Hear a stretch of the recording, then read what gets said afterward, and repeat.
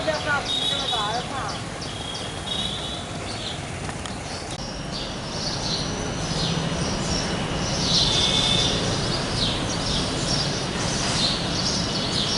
is basically on the village committee election জন্য এক বছর ৩-৪ মাস হয়ে গেল কখনোই মানে ইলেকশন করার কোনো ইনিশিয়েটিভ নেওয়া হয়েছে না by the state election commission.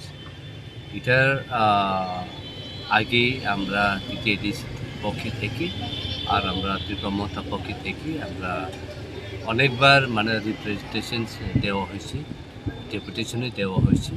এটার পরেও তারা কোনো মানে ইনিশিয়েটিভ করেসপন্ডেন্স কমিউনিকেশন করেনি। এরপরে আমরা হাইকোর্টে পিআইএল ফাইল করা হয়েছে। এটার পরে চিফ জাস্টিস ডিভিশন বেঞ্চে লর্ডশিপ হাইকোর্ট অফ ত্রিপুরা এটা অবজার্ভ করছি, হিয়ার করছি কোনো পক্ষ হইতে।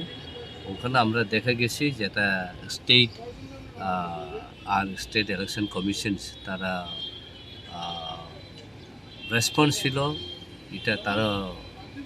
ছিল এটা যে এখন প্রসেস করা হয়েছে নি, কারণ এখানে ইলেকট্রো এটারে আপডেট করতে লাগবো, ইলেকট্রো এনরোলমেন্ট এগুলি দেখতে লাগবো। এরপরে এখন দুর্গা পূজা আইতে আছে, এরপরে দীপাবলি আইতে আছে, এগুলি তারা এক্সকিউজেস দিয়ে তারা কাউন্টার ফাইল করছে। এটার পরে কোর্ট অবজার্ভ করছে যেটা এগুলি তো মানে দেখা হয়েছে যে এক্সকিউজ নেওয়ার জন্য ইন্টেনশনলি। বেসিক্যালি আমরা কর্তব্য হলো যেটা যদি এটা তো কন্টিনিউ প্রসেস, ইলেকশন তো তুমি এভাবে এক্সকিউজ নিয়ে ছাড়া এটা করতে পারবে, এটা তো ইন্টেনশন আছে। যদি এগুলি এক্সকিউজেস আছে তাহলে কীভাবে বাই ইলেকশন এটা করা হয়েছে, এটা তো সম্পূর্ণ ক্লিয়ার আছে। এটা ইন্টেনশন একটা, এটা কীভাবে টিটিএডিসি আন্ডারে কীভাবে ডিপ্রাইভ করা জন্য।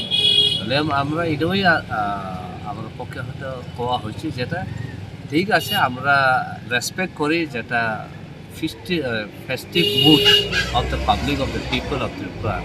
আর এটা ডেফিনেটলি আমরা রেসপেক্ট করি, আমরা সবাই চাই ফেস্টিভ মুভমেন্ট যেটা মুড যেটা পাবলিকের এটা থাকুক।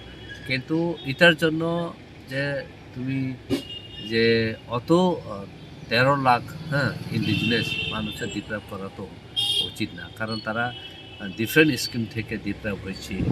আর ডিফারেন্ট ভিলেজ কমিটি ডেভেলপমেন্টে যেটা আছে স্কিমগুলি আছে, প্রজেক্টগুলি আছে, এগুলিতেও ইমপ্লিমেন্ট করা হইতে আসে না, কারণ এর জন্য এটা খুব ডিপ্রাইভ। এর জন্য আমরা কইছি যদি ফেস্টিভ মুডের জন্য ইলেকশন কন্ডাক্ট করতে না পারে তাহলে যেটা টাকাগুলি আছে স্কিমগুলি আছে তাহলে টিটিএডিসি অথরিটি দিয়া দাও। টিটিএডিসি অথরিটি উইদাউট দি মানে ভিলেজ কমিটি ইলেকশন তার ইমপ্লিমেন্ট করব। তাহলে এগুলি আমরা আর্গুমেন্ট করার পরে লাস্টলি কোর্ট অবজার্ভ করছি যে এগুলি যেটা ইন্টেনশনলি এটা করা তো এটা ঠিক নাই, এগুলি এক্সকিউজেস তো ঠিক নাই। মানে উইদিন নভেম্বর যে লাস্ট দিকে মানে কোর্ট রিজিট টাইম যেটা ডেট ফিক্স করেনি, কিন্তু উইদিন দ্য নভেম্বর মাসে এটা কমপ্লিট করতে লাগবো। এগুলি করে ছাড়া তারা অর্ডার দিয়েছে। এরপর আমরা এটাও সাবমিট করছি যেটা মধ্যপ্রদেশে একটা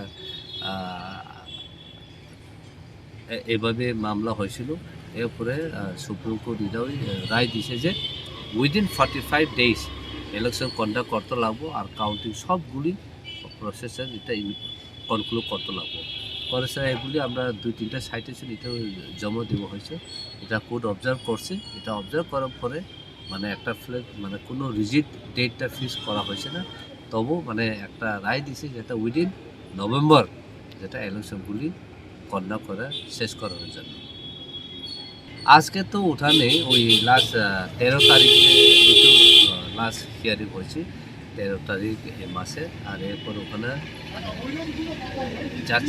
জাজমেন্টটা রিজার্ভ করা আজকে আমরা আপলোড করে দিয়েছি ওয়েবসাইট। ওয়েবসাইটে, এটা তো আমি আপনাদের পাঠাই দিব, যেটা যেটা হাইকোর্টে যেটা ওয়েবসাইটে যেটা আপলোড করা হয়েছে, ওখানে আপনারা তো দেখতে পারবেন।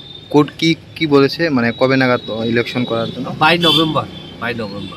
আর আমরা এটাই মানে সাবমিশন করা হয়েছে, যেহেতু বাই নভেম্বর হলে এটা তো টু লেট হয়ে যায়, কারণ অ্যাসেম্বলি ইলেকশনের তো আইতে আছে, তো বলাই হইতে পারে, কিন্তু এগুলি তবু তারা